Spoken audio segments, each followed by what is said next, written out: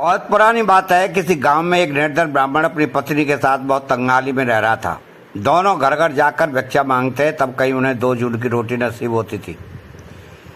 दिन वर्षों में तब्दील होते गए और एक दिन गांव में नया जमींदार बना। ब्राह्मण ने सोचा क्यों न जमींदार के यहाँ जाकर वो भी हाजिर लगाए और लगे हाथ कुछ दान दक्षिणा भी मांग लाए। अगले दिन अपनी इकलौती साफ सुथरी धोती पहनकर ब्राह्मण जमींदार के भवन की ओर चल पड़ा। लेकिन उस समय जमींदार गांव के मामलों के बारे में जानकारी ले रहा था। जमींदार को सेवक उसे गांव के बाहर खड़े एक विशाल वटवृक्ष के बारे में बता रहे थे, जिसमें बहुत से भूतों का डेरा था। उन्होंने बताया गांव के कुछ बहादुर पुरुषों पेड़ तक गए जरूर, लेकिन उनमें से एक भी जीवित नहीं लौट सके। सबकी गर्दनें बुरी तरह से मरोड़ दी गई थी और उनके सब पेड़ के नीचे पड़े हुए मिले थे। तब रात से उस पेड़ के आसपास वाला स्थान सुनसान रहता है। केवल कुछ चरवाहे दिन में अपनी गाय भैंस चराने वहां जाते हैं। जमींदार इस बात को लेकर कुछ परेशान था, इसलिए उसने घोषणा करवाई कि जो भी सूर्यास्त के बाद वहां जाकर वटवृक्ष की एक टहनी तोड़कर लाएगा, उसे बिना लगान 100 बीघे जमीन इनाम में दी जाएगी। ब्राह्मण पास ही बैठा हुआ सोच रहा था कि जमींदार के आदमियों में से कोई तो बहादुर होगा ही जो इस काम को करने का बीड़ा उठाएगा। पर जब उसने देखा कि ऐसा करने के लिए कोई भी तैयार नहीं है, तो उसने अपना ही भाग्य जमाने की सोची। वैसे भी मेरे जीवन में कौन सा सुख है, वह सोचने लगा। अगर मैं यह टहनी लाने में कामयाब हो जाता हूँ तो कम से कम जिंदगी तो सुधर जाएगी, और अगर भूतों ने मुझे मार ही दिया तो अच्छा है, इस दुर्दशा से तो मुक्ति मिलेगी। ब्राह्मण ने अपने जाने का प्रस्ताव रख दिया। जब उसने घर पहुंचकर अपनी पत्नी को यह बात बताई तो वह बहुत रोई। उसने ब्राह्मण से विनती की कि इस तरह अपने प्राण खतरे में न डाले, मुझे छोड़कर मत जाओ। तुम नहीं रहोगे तो मेरी जिंदगी पहले से ही बदतर हो जाएगी। पर ब्राह्मण टस से बस नहीं हुआ। कुछ गांव वालों ने उसका मजाक उड़ाया और कुछ को उस पर दया आई।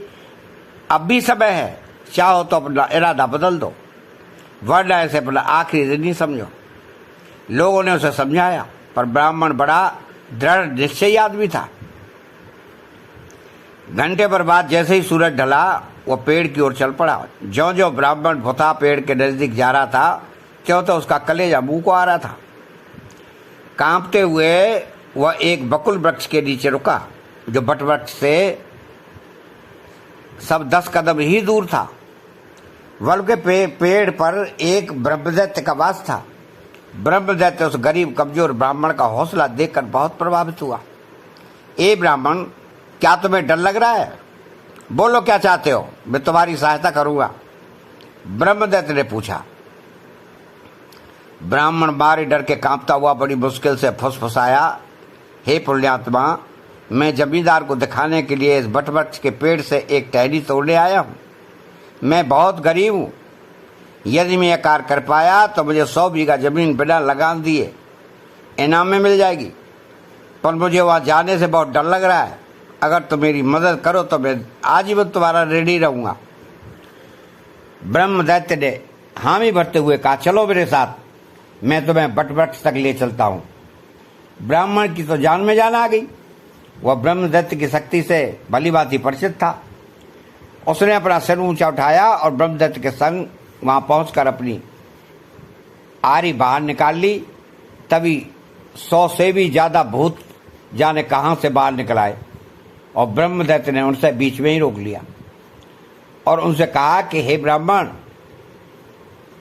कि वे ब्राह्मण को पेड़ की एक टहनी काट लेने दें। भूत ब्रह्मदैत्य का बहुत आदर करते थे। भूत तो ब्रह्मदैत्य भी था, पर उच्च कोटि का था, इसलिए उसका आदेश सुनते ही सभी भूत उसकी बात मानने को तैयार हो गए और खुद ही टहनी काट कर देने का प्रस्ताव भी रखा। इससे पहले एक ब्राह्मण पलक भी झपकते एक बड़ी सी टहनी उनके सामने आकर पड़ी। उसने ब्रह्मदैत्य को बहुत धन्यवाद दिया और जमींदार के घर की ओर भागा। जमींदार टहनी देखकर दंग रह गया। उसने कहा कि अगले दिन वह खुद जाकर देखेगा कि वह टहनी उसी पेड़ की है भी या नहीं। अगले दिन प्रातः जमींदार अपने आदमियों के साथ पेड़ पर गया जब उन्होंने देखा कि टहनी सचमुच उसी बुते पेड़ की है तो उन लोगों को बड़ा आश्चर्य हुआ। जमींदार ने अपना वादा निभाया, उस निर्धन ब्राह्मण को बिना लगान 100 बीघा जमीन दे दी। ब्राह्मण को तो जमीन मिली थी, उसमें धान की फसल कटने के लिए तैयार खड़ी थी, पर ब्राह्मण ने तो खेती बाड़ी ही जानता था, नहीं उसके पास कोई साधन था। वह एक बार फिर ब्रह्मदत्त की शरण में गया। हे ब्रह्मदत्त, अब तुम ही मुझे बचा सकते हो, मेरी सहायता करो, कहो क्या मदद चाहते हो। ब्रह्मदत्त ने पूछा, मुझे जो खेत मिले हैं उसमें धान कटाई के लिए तैयार है, मेरे पास उसे काटने का कोई साधन नहीं है, मेरी मदद करो वरना मैं बर्बाद हो जाऊंगा। ब्राह्मण उस ब्रह्मदत्त के आगे हाथ पैर जोड़ने लगा। दयालु ब्रह्मदत्त उसे ढाढ़स देते हुए बोला कि ब्राह्मण चिंता मत करो, मैं न सिर्फ तुम्हारा धान कटवा दूंगा बल्कि उसे साफ करवा कर गोदाम में भरवा दूंगा और पुआल को इकट्ठा करवा दूंगा। तुम तो सिर्फ इतना करना कि 100 दरांतियां इकट्ठी करके रात को बकुल के पेड़ के नीचे रख देना और जिस जगह चावल की बोरियां और पुआल रखवाने हैं उस जगह को तैयार कर देना। ब्राह्मण बेचारा गरीब था और उसके मित्र भी कोई ज्यादा धनवान नहीं थे। अब वह खड़ा होकर यह सोचने लगा कि 100 दरांतियां कहां से लाऊंगा। ब्रह्मदत्त ने उसकी यह मुश्किल भी आसान कर दी। अब तो तुम अमीर हो गए हो, दरांतियां गांव वालों से मांग लेना। ब्राह्मण अपने गांव भागा और उसने वैसा ही किया जैसा ब्रह्मदत्त ने कहा था। उसे देखकर खुशी भी हुई और हैरानी भी कि गांव वालों ने हंसते हंसते अपनी दरांतियां उसके हवाले कर दी। सूर्यास्त के बाद ब्राह्मणों ने बकुल वृक्ष के नीचे रखाया। फिर उसने अपनी झोपड़ी के बगल वाली जगह को चावल और पुआल रखने के लिए तैयार किया। सब काम खत्म करके ब्राह्मण सो गया। जब सारा गांव गहरी नींद में डूबा हुआ था, ब्रह्मदत्त ने बट वृक्ष से 100 भूत बुलाए और उन्हें आदेश दिया कि ब्राह्मण का धान काटकर बोरियों में भर दिया जाए। भूत तो सहायता के लिए तत्पर थे। दरांतियां हाथ में लिए वो खेतों की ओर चल दिए। सूर्योदय से पहले धान कट गया था, चावल और पुआल को अलग किया जा चुका था और सब कुछ ब्राह्मण के नए नवेले गोदाम में भर दिया गया। अगली सुबह ब्राह्मण और उसकी पत्नी ब्रह्मदत्त का काम देखकर बहुत प्रसन्न हुए। गांव वालों के लिए यह चमत्कार से कम नहीं था और उन्हें विश्वास था कि ब्राह्मण पर स्वयं देवताओं की कृपा हुई है। कुछ दिन बाद ब्राह्मण कृतज्ञता से हाथ जोड़े एक बार फिर दयालु ब्रह्मदत्त के सामने खड़ा था। हे ब्रह्मदत्त, क्या तुम मेरी सहायता एक बार फिर करोगे? मैं देवताओं को उनकी कृपा के लिए धन्यवाद देना चाहता हूं। उनके लिए मुझे 1000 ब्राह्मणों को भोज पर बुलाना होगा। यदि तुम मुझे इस विशाल भोज के लिए साधन सामग्री जुटा दो तो मैं आजीवन तुम्हारा आभारी रहूंगा।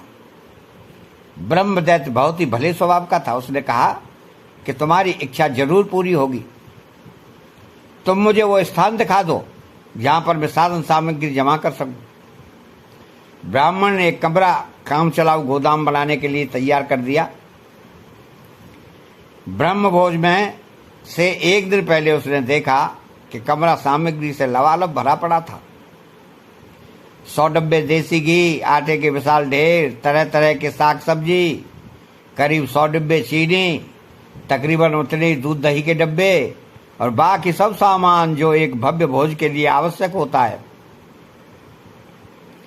ब्राह्मण ये सब देखकर खुशी से झूम उठा। फिर ब्राह्मण ने 100 रसोइयों को 1000 ब्राह्मणों का खाना बनाने का काम सौंपा। अगले दिन मौसम एकदम साफ और स्वच्छ था। ब्राह्मण और उनकी पत्नी लगातार आते जा रहे ब्राह्मणों के स्वागत सत्कार में लगे थे। उसने खुद कुछ नहीं खाया था क्योंकि वह इस भोज का आनंद ब्रह्मदत्त के साथ उठाना चाहता था। ब्रह्मदत्त ने उसकी इतनी सहायता जो की थी पर ब्राह्मण की इच्छा पूरी नहीं हुई। ब्रह्मदत्त ने ब्राह्मण की सहायता करके धरती पर अपना समय पूरा कर लिया था। तभी धन के देवता कुबेर का पुष्पक विमान स्वर्गलोक से नीचे आया और ब्रह्मदत्त को अपनी प्रेत योनि से मुक्ति मिल गई। ब्रह्मदत्त स्वर्ग में स्थान पाकर बहुत प्रसन्न हुआ। ब्राह्मण का जीवन भी खुशियों से भर गया। उसके कई पुत्र पुत्रियां हुए और कई वर्षों तक वह उनके और उनके पौत्र पौत्रियों के साथ पृथ्वी लोक पर आनंद लेता रहा।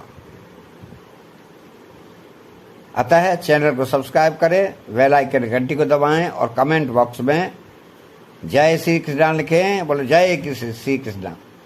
बहुत बहुत धन्यवाद।